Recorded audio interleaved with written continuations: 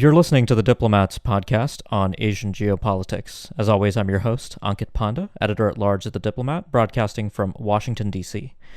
Today I'm delighted to be joined on the podcast by Sushant Singh, who's joining me from India. Sushant is a senior fellow at the Center for Policy Research, and over the last year he's been one of the most astute and closest observers of the situation along the Sino-Indian border. Sushant, thank you so much for joining me today. Thank you, Ankit. Thank you for hosting me. It's my pleasure. So Sushant, just to kind of provide our listeners with a little bit of background. So over the last year, we've done several episodes on the situation at the Sino-Indian border, and we've talked a little bit about broader shifts within the Indian armed forces, including the reorganization to the north, how dynamics have affected India's broader military strategy, including the resource constraints that have taken away from the Indian Navy in favor of the Indian Army in many ways. But today I wanted to reflect a little bit on really the bigger picture of what's happening in the geopolitics of the relationship between India and China. The occasion for this podcast, of course, is the one-year anniversary. We're recording this on June 15th, still here in the United States. So just 1 year since the remarkable clash in the Galwan Valley that resulted in the deaths of 20 Indian soldiers and at least 4 soldiers acknowledged by China. That clash did not involve firearms, involved clubs and rather crudely improvised bludgeoning devices, so to speak. But certainly I think we've seen a fairly momentous turn in how India thinks about China, and in many ways how China thinks about India. So Sushant, perhaps the place to begin, just very briefly, tell us a little bit about the situation on the ground. Of course, we have sort of many different areas. The geography of this region is something that we've gone over several times on the podcast. You have Depsang, Galwan River, Hot Springs, Gogra, Pangong So, the Kailash Range, all these hotspots. But tell us a little bit, just in broad strokes, what's been going on over the last 4 to 6 months or so. Yeah, so essentially in the last 4 to 6 months, among these 6 or 7 places that you just mentioned, the partial disengagement, that is the troops which are facing each other face to face, they walked back a certain distance, both in Pangong Lake, the north bank of the Pangong Lake, as well as in Kailash Range. So in the Pangong Lake, the Chinese had come this side. In Kailash Range, Indians had gone on to what they believed to be their own side of the line of actual control. And in both these places in February, a certain amount of disengagement took place. But let me clarify that after disengagement, there was no de-induction or people did not move back to their permanent bases or out of the theater completely. So the tensions in a certain sense remain, although the cause or approximate cause for an incident or an accident leading to an escalation was removed. But in all the other areas, whether it is Depsang, whether it is Gogra, Hot Springs, Demchok, no disengagement has taken place, and the Chinese and Indian soldiers continue to remain face to face. Overall, the Indian Army has confirmed on the record that 50 to 60,000 Indian soldiers are deployed in Ladakh, facing an equivalent number of PLA troops. Meanwhile, satellite imagery has shown that PLA has constructed a lot of infrastructure and brought in, and their own reports suggest that they have brought in a high degree of modern equipment, which was usually otherwise sent to the Taiwan border first. For the first time, they are bringing it to the Xinjiang military district. Amidst all this, the tensions between India and China have remained high. India has become a more active member of the Quad. India has been talking to other Western powers as the Biden administration has taken a very strong stand against China. Meanwhile, in the pandemic, Indians have suffered very heavily. New Delhi has really been dented in some ways, and that has put India under pressure. Mm-hmm. So let me just ask you a little bit about the situation for India's Northern Command. For a long time, the sort of nightmare scenario, so to speak, for Indian strategists was the so-called two-front scenario in North India, not just in a conflict, but also in peacetime and sustaining deterrence. Of course, there have been interesting developments on the India-Pakistan side, including the agreement earlier this year between the Director Generals of Military Operations, leading to a bit of a release of the pressure there. But say a little bit about how the Indian Army's broader posture to the north has been affected by the events of the last year. Is India now effectively in peacetime managing two fronts to the north? A short answer would be yes, but a more nuanced answer would be that the priority has very clearly shifted towards the China border. Essentially, as you know, for a long time, over the last 3 decades or so, it was believed that Indian diplomats would be able to handle the situation on the China border, and it would not really require a military effort. But this time, over the last 13 months or so, it has clearly been shown that India would need to put in the military effort, and to put in that military effort, to bring in those resources, to bring in the equipment, the wherewithal, they have had to reorient some of their forces from the Pakistan border to the China border. Most famously, the Strike Corps, Mathura-based One Strike Corps, which was one of the three strike formations which would go across the continental borders inside Pakistani territory. One of those Strike Corps has been dedicated towards Ladakh, and one of the Strike Corps, another formation which was raised from mountains, the 17th Strike Corps, in a few years back, that has been dedicated towards the eastern sector, that is in Arunachal Pradesh. That has been the most significant shift that has taken place in terms of reorientation of certain troops from the Pakistan border to the China border. Does it mean that India is managing two active fronts in peacetime? Yes. Does it mean that it poses a huge challenge on India's northern command? Yes. The extent of challenge can be gauged from the fact that India has moved one of its counterinsurgency forces, the Rashtriya Rifle Forces, which is a division equivalent force, but not equipped, not trained, not meant for conventional warfare, into Ladakh to take on areas to the south of Pangong. So, which clearly shows that India has been overstretched. India's conventional forces have been overstretched, that it moved out one of its counterinsurgency forces from the Jammu region, from the Udhampur region, into Ladakh onto the China border. So it has really stretched the Indian army, put them under pressure, and they are actually dealing with both the fronts, the Pakistan front and the China front, simultaneously. And so, on one hand, if you're China, India's role in the broader Indo-Pacific region has been transforming, as you indicated in your remarks earlier. India is becoming a more active maritime power in the region, and it occurs to me that when we think about the undercapitalization of the Indian armed forces, looking at the sort of relative budget breakdown between the Army, the Air Force, and the Navy, I think the events of the last year, I mean, if you're China and you're less interested in having India become a more forward-leaning member of the Quad, so to speak, carrying out more maritime activities in the Western Pacific or the South China Sea, I mean, pretty much anywhere east of the Strait of Malacca. There's a very good argument right now for the Indian Army to maintain its sort of primary position insofar as procurement and budgets are concerned for the future. How do you see that playing out? I mean, the events of the last year, when we sort of think about the broader sort of strategic planning dynamics in India, especially when it comes to budgets, which are perennially a major sort of bottleneck for India in many ways. What's your sense of the way the winds are blowing today? See, Ankit, very clearly, the biggest political imperative in India, and not only under the current government, but historically, has been the territorial integrity of the country. Right. Now, when you are dealing with territorial integrity of the country, the land forces or the army would always get a priority, and I think that's what we are seeing again. The fact that you have to deploy 50 to 60,000 troops in Ladakh, the fact that you have to deploy troops in the middle sector and in the eastern sector to prevent any further ingress or any further loss of territory, because politically that is unacceptable. That clearly puts army at the front of it.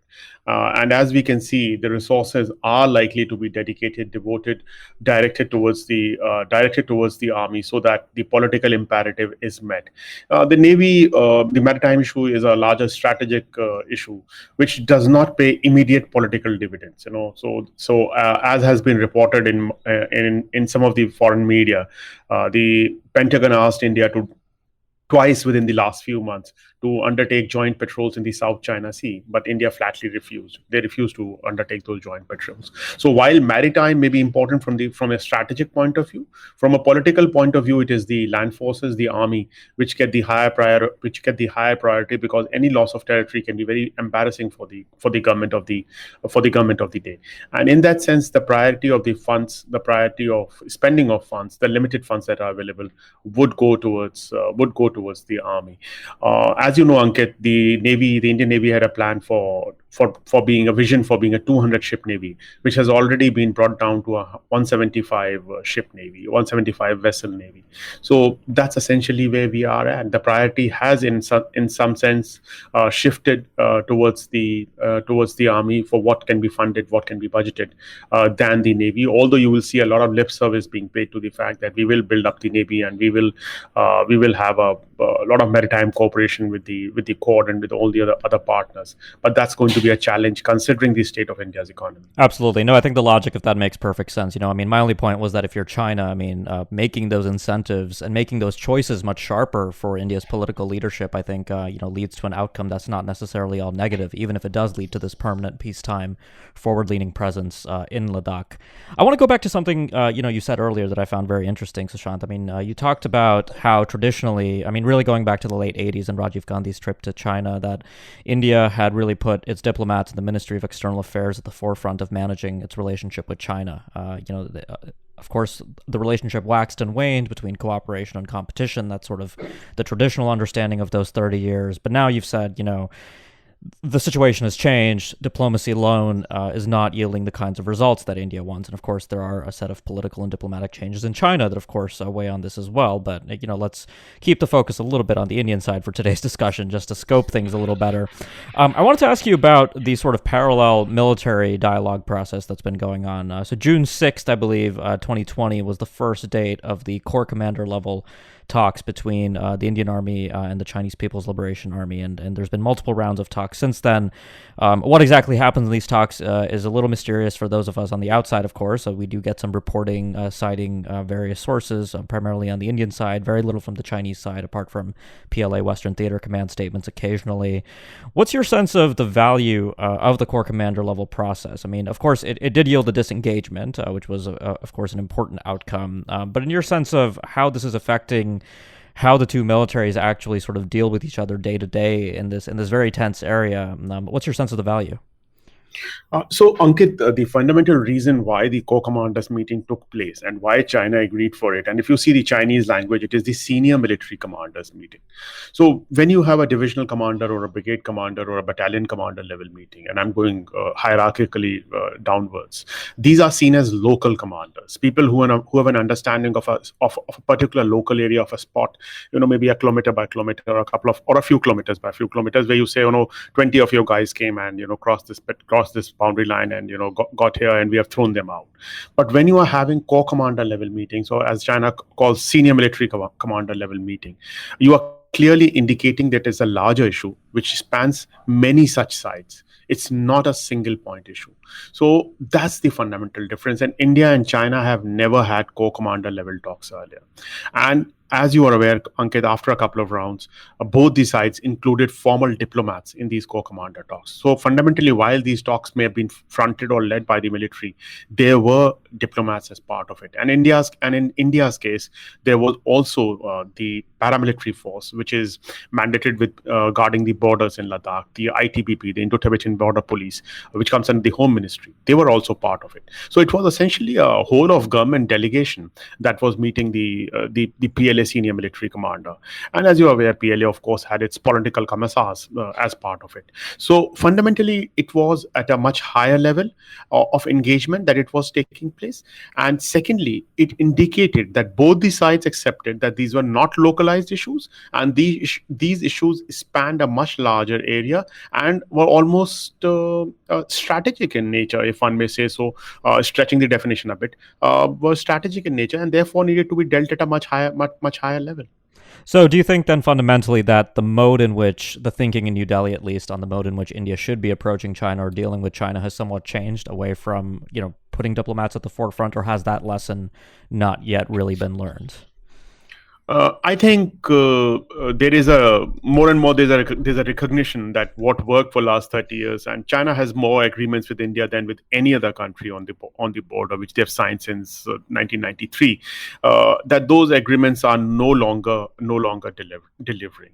I think that's fundamentally something which is more and more clear to Indian diplomats, and I think it's also clear to the Indian military, and I think it has been said in in more or less couched in different language, but clearly conveyed that the military has to now be prepared to deal with the situation on its own. It cannot be handled by diplomats alone. And Ankit, just to get back to your last question, Sure. there were a couple of reports in India yesterday, or rather on June 15th itself, that there might be major general level talks which have been proposed by China, or divisional commander level talks which have been proposed by China, and that if India were to accept it, that would be a big letdown or a big come down from its earlier stance, because that would mean that you are looking at these problems as very localized problems and not a problem over a larger span. So we would have to really watch out that after 11 rounds of core commander led talks in Ladakh, the last of which took place on April 9th, where really does it lead to? Do the two sides agree to divisional commander led talks? Do the two sides believe that these are very localized problems which do not need higher leadership, whether higher military leadership or higher political leadership or higher diplomatic leadership's intervention? That's something we will have to watch out for, because that would mean a dramatic shift in India's position. Because India's position so far has been that there can be no normalcy between India and China, between Beijing and New Delhi, unless the border situation is resolved. And the border situation, as per India, has been created by China's ingress into various areas in the summer of 2020. Mm-hmm. So to pivot a little bit, I wanted to ask you about the politics of the Sino-Indian border situation. It's been an interesting time, sort of as an external observer, sort of following these things in India. The Indian government, of course, has tried to manage the narrative, I think, rather unsuccessfully. Of course, there was a lot of ambiguity and sort of unclear statements being made initially about whether even incursions had happened, whether PLA troops were even on territory that India claimed. For listeners, if you're interested in this, there is a podcast from last year where we talked a little bit about the indeterminacy and the history of the line of actual control itself. But when it comes to where we are today, how have sort of opposition parties, the Indian public, how have they sort of reacted to the way in which the Indian government and Prime Minister Modi primarily have sort of managed this issue? I mean, obviously, the outcomes have not been all too favorable for India. Not just referring to, of course, the tragic deaths of 20 Indian Army soldiers last year, but more generally, the fact that this situation has persisted and hasn't been resolved in a decisive manner, or any, we're nowhere close to a return to the status quo ante in April 2020. So how has that sort of reverberated in national politics? Two things, Ankit, very quickly. Number one, there's been only one poll of the mood of the public, which was conducted by C Voter for ABP News last month, and that very clearly blamed the Modi government for whatever has gone on the borders. I think some 48 or 44% people blamed. I forget the exact numbers, but more people blamed the Modi government than who did not. And I think the difference was more than 10 to 15%, which clearly indicates that the public believes that the central government led by Prime Minister Modi has not handled the situation and is responsible for the Chinese incursions in Ladakh. As far as the opposition has concerned, the fact that this thing has remained in public debate has largely been due to certain opposition leaders like Mr. Rahul Gandhi, who has consistently put out statements in public, tweeted about it, spoken about it, and said things which many political leaders would have found very tough to say, considering the nationalist narrative in India. In fact, the president of the Indian National Congress, the biggest opposition party in India, Mrs. Sonia Gandhi, issued a statement today saying that the government has not brought any clarity into what the situation in Ladakh has been. There has been no briefing about it. Nothing has been told about it, and without clarity, nothing can be done. India seems to have been caught in a fix. And I think on China border particularly, because Mr. Modi sold a very muscular policy, sold a very nationalist foreign policy. The whole Ladakh crisis, also because some of the military veterans have come out in the open and stated things very clearly and very starkly, has put a lot of pressure on the prime minister. That neither his very belligerent, very nationalist mode, nor the fact that he hosted President Xi Jinping for an informal summit in Chennai, and before that attended another informal summit with him in Wuhan, have not yielded results. And the fact that it has come in a climate of economic downturn, in a climate where pandemic has really hit India very hard, has compounded matters for Mr. Modi and his government. Mm-hmm.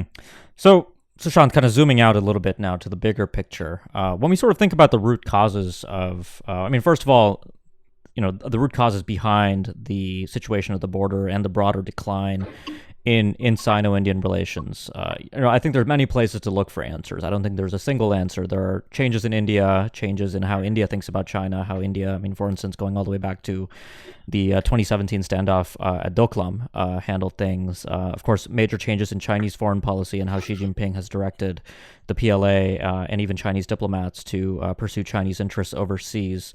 When it comes to sort of reflecting on, where things, how things got to where they are now and how they might improve, what's your diagnosis of really the root causes of the current unease in Sino-Indian relations?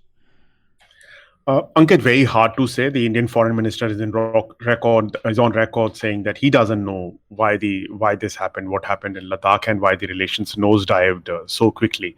But more astute observers like former National Security Advisor Shiv Shankar Menon, etc., say that the trends were visible from 2012, 2013, when the Chinese behavior and stance had completely changed. I think there were a couple of other proximate triggers. The construction of Indian infrastructure in the border, and I'm not talking about major infrastructure projects like big major tunnels or major highways. I'm talking about small infrastructure construction on the borders in some of the disputed areas, which triggered some of the local insecurities of the PLA in Ladakh. That's very clearly a factor. Politically, what India did in Jammu and Kashmir with the removal of Article 370 and bifurcation of the erstwhile state into two union territories, considering that China claims parts of Ladakh to be their own, and the fact that the Indian foreign minister had to fly down at very short notice to placate the Chinese in some sense. These facts, besides that, as you rightly pointed out, Doklam and India's dealing of Doklam was a big factor, which led to a change in thinking within Beijing, within China, that India was really now getting very aggressive. And I think another factor was the fact that local Indian actions on the border by local Indian commanders, ambitious Indian commanders, were being seen from the prism of a larger political direction emanating from Delhi or out of the partnership with the US. I think all those factors put together, and the fuse was lit by some of the local factors, really led to this crisis, where a complete lack of trust and the fact that the power gap between India and China has increased over the years now, and the gap is really wide, where China is pitching in a different league, unlike 30 years ago, brought us to this pass where the two countries seem to be talking past each other. Even in all these conversations, in all these engagement, in all these talks, we really do not see two countries, two governments, the diplomats of two countries talking at each other, talking to each other. They're talking past each other. They're talking about almost different issues, different worldviews, different things. And I think that's a huge challenge. How do you reconcile those situations, especially when you have strong nationalist governments in both countries? President Xi, Prime Minister Modi, who both believe that nationalism and whether it's Chinese nationalism or Indian nationalism is their calling card in a way. Mm-hmm. So, Sean, thank you so much for that incredible tour de force, reflecting on the last year in Sino-Indian relations. I really want to thank you for coming on today and sharing your insights. Thank you so much, Ankit. I enjoyed myself. Thanks a lot. For listeners, if you like what you heard on the show and you want to keep up with future episodes, make sure you subscribe. And if you've been a subscriber for a while, but you haven't yet left us a review, please do so. You can do that on iTunes, Google Play, Spotify, wherever you get your podcasts. Thanks a lot for listening, and I'll be back soon with more.